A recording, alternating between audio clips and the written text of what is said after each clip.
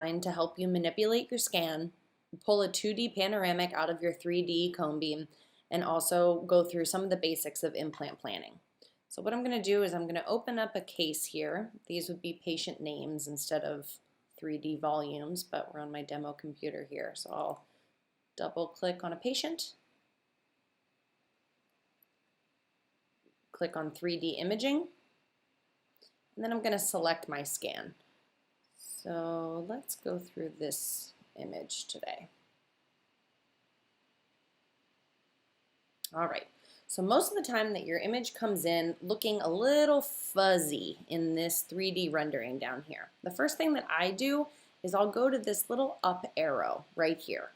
All of these tools under 3D rendering are designed to fix and manipulate this scan right here. All of the editing tools up here under adjust will adjust your three windows, your sagittal, coronal, and axial views.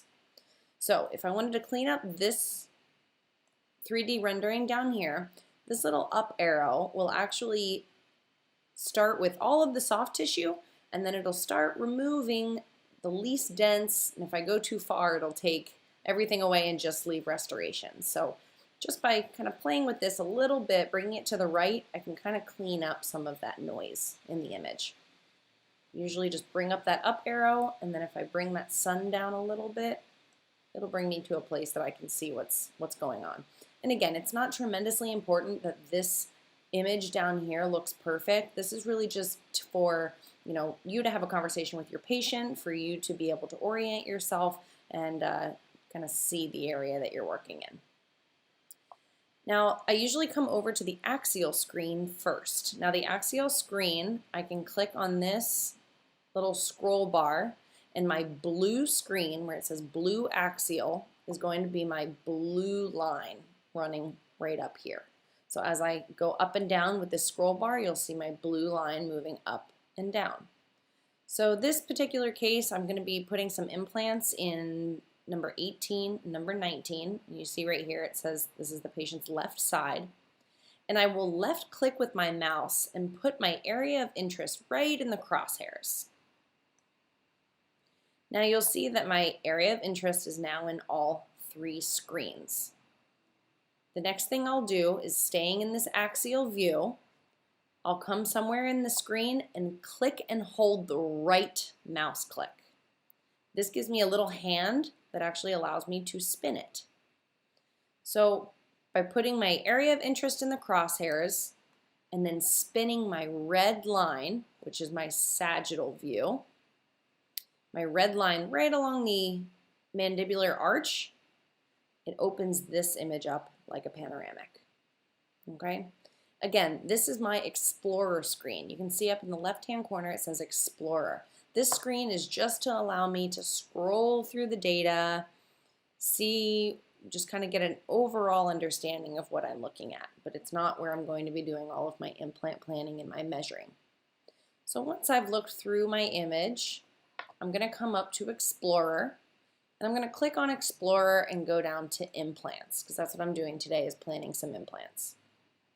Now this screen is going to give me my axial view, and then it's going to pull a 2D panoramic out of it. Now, again, this is a 3D image. This isn't, oh, am I Banana Republic? I'll throw that out.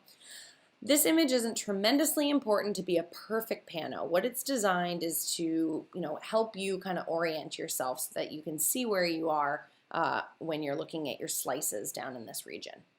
So if I want a better looking panoramic, I come over here to where it says panoramic, and this little A button is going to give me an auto fit. I click on this button and let it go, and most of the time it gives me a good enough pano for what I'm looking for. The F is an autofocus, so it's another filter that's built in to automatically pull and kind of fix my 2D pano. Most of the time, if I just hit the A button, I'm going to be in a good enough place, but you can go ahead and also hit the F to kind of clear up that pano for you. Now what I'm looking at is these three windows down on the bottom. These three windows are these three slices. So you'll see as I put my mouse in one of these screens, the white one of those red lines turns white. And as I move my mouse into the far right screen, now the right slice is white, and so on. So I can see which slice I'm looking at. The same goes for my axial view here. So let's just make sure my blue is down in my implant area. So middle, left, or right slice. If I want to move those slices over to my implant site, I'm going to grab this little toolbar right here. And you can see how my red lines are going to move right along that panoramic trough. So I can bring my lines right to that site where I'm going to put my implant. Now, right now, my lines are set at 5 millimeters apart. You may want them closer together, you may want them further apart. Whatever you want is right here in this wrench. Okay, so this is one of the first tools after you pull your pano out. So your pano is going to be your your autofocus or your auto fit. And then the other tool that's important on this page is going to be your wrench. Your wrench is going to allow you to spread those slices apart or bring them close together, and you can adjust them to whatever you want. So if you want each of your slices to be set at 1 millimeter apart, you can get it close and then use your down or up arrows on your keyboard to get it exact, because you'll drive yourself nuts trying to get it exactly on 1 millimeter or 2 millimeter, whatever you want with your mouse. This second bar is going to show you how wide your slices are going to be. So right now it defaults to 20 millimeters. If I want a wider slice, it'll give me a wider slice. If I want a smaller slice, it'll give me a smaller slice. Most of the time you really don't have to play with this bar at all. And lastly, this is the thickness of each individual slice. Again, not something that you really have to touch much, but I could thicken each slice or thin it out. I keep mine defaulted pretty thin. Lastly, in your wrench are these boxes. These boxes allow me to adjust how many windows I'm going to have. So right now I have 3 windows. I could have 5 windows. If I go back to my wrench, I could have 2 windows. I could go to my wrench and I could have 6 windows stacked on top of each other. So again, this is just going to be a personal preference for how you want to view your slices. Okay, so let's move my slices right over my implant site. The next thing I'm going to do is virtually place an implant. So under implants, over here on the right hand side, I have a little filing cabinet with an implant. It says implant library. If I select my implant library, it's going to open up all of the different implants that I have to pick from. In this particular case, I'll go with Zimmer just because it's a Z and at the bottom of my screen and I can find it easily. And we'll put in a tapered screw vent, 4-1 by, let's try 11.5. Okay. Once I select the implant that I want to place, I can go down to the bottom and say Add to Plan. Now you'll see that my mouse has turned into my implant. So again, remember when we talked about my mouse being in a specific slice, and up in these screens, my red slices turn to white? This is how I can control where I'm going to put the implant. So for this particular case, I'll put the implant right here and I'm just going to click. The white balls at either end of the implant are going to allow me to shift the rotation, kind of the angle of my implant. Or if I click on the implant itself, I can move the entire thing around.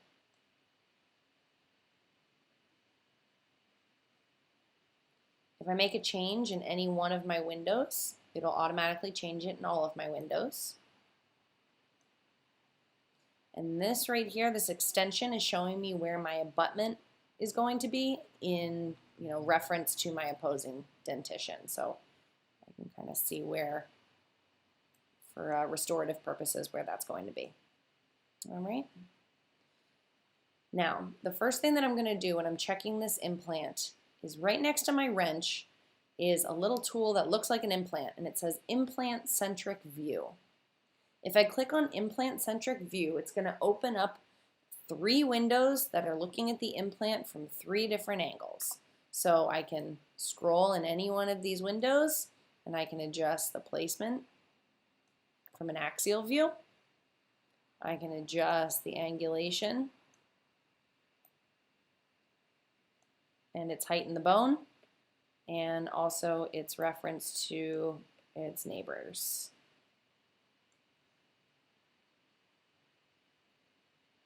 Okay. If I click out of my implant-centric view, I'm back to my image itself. So now if I go back into my implant library, I can select a different implant. So maybe I don't know why I would go with a different size, but 4.1 by 13. And I'm going to go add to plan. And I can do the exact same thing right next door.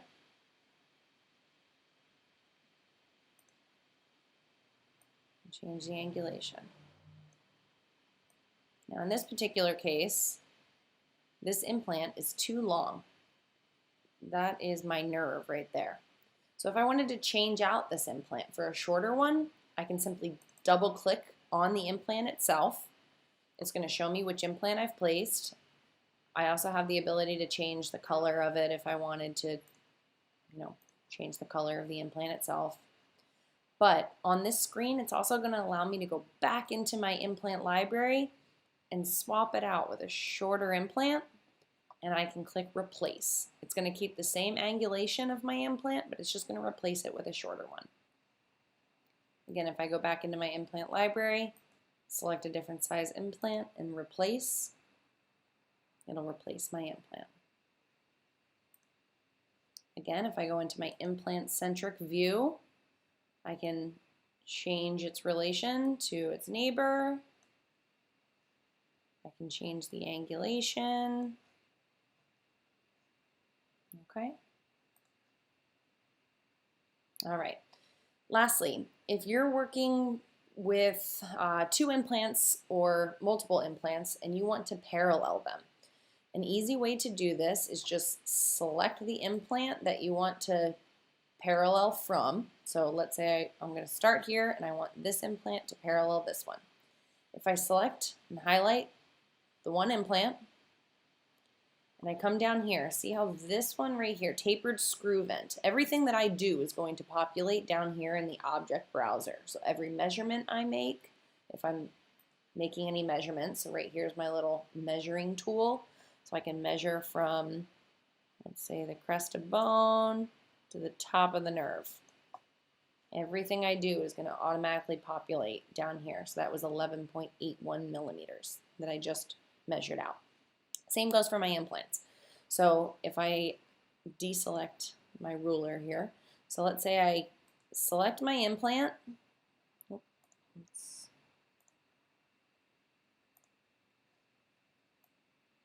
Come over here, and that's my implant that's selected. And this implant is bold. I'm going to select this box right here. So this is bold, and I'm telling the software I want this to match this. So I selected that top implant, and I selected the box of this implant, and I'm going to click this little button that says Align. It's automatically going to parallel those 2 implants. If I was doing a bridge or whatnot, make the restorative process a little bit easier to parallel those 2. All right, so I think those are the basics for pulling out a 2D panoramic, planning your implant. If you want to align your implants, this little bar here will allow you to scroll around to bring your slices into view. Your implant library right here will allow you to drop an implant in. And then these little white balls right here will allow you to change the angulation of your implant. All right, so I'll make some other videos showing some different techniques if you want to mark the nerve or if you want to, do some other things. But those are the basics of implant planning. Thank you.